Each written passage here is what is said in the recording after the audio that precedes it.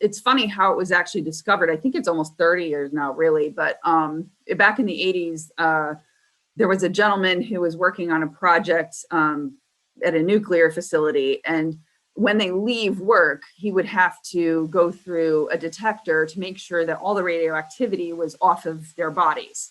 And this guy was beeping on the way into work, not on the way out. And so they're, a bunch of science people anyway. So they were so curious about, why are you beeping on the way into work?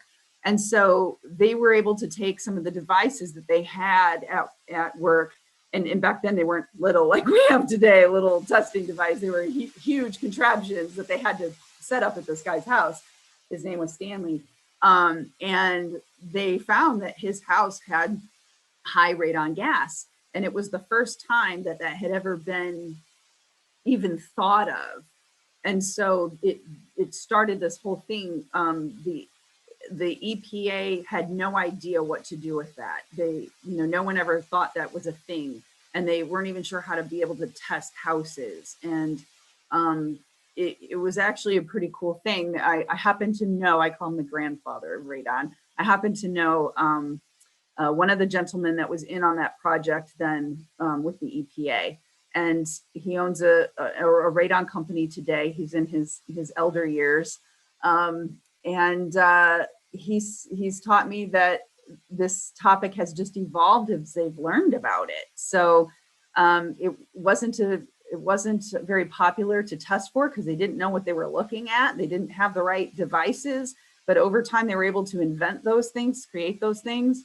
And so then it was really in the real estate transaction that it started to really be the spot that they could get people's attention to be able to test. And so there are some states that have laws that you have to test. Indiana's not one of them, but I'll tell you that the stats that I see is 20 years ago, we had maybe 20-30% of people testing radon during their real estate transaction. Now you're up to about 80-ish% of people testing. So awareness has been increasing. The American Lung Association and other radon groups have come together to try to really advocate and spread that. And now, again, we're starting to even test in schools, businesses. HUD now has a rule that if you're buying a multifamily property, you have to test that property.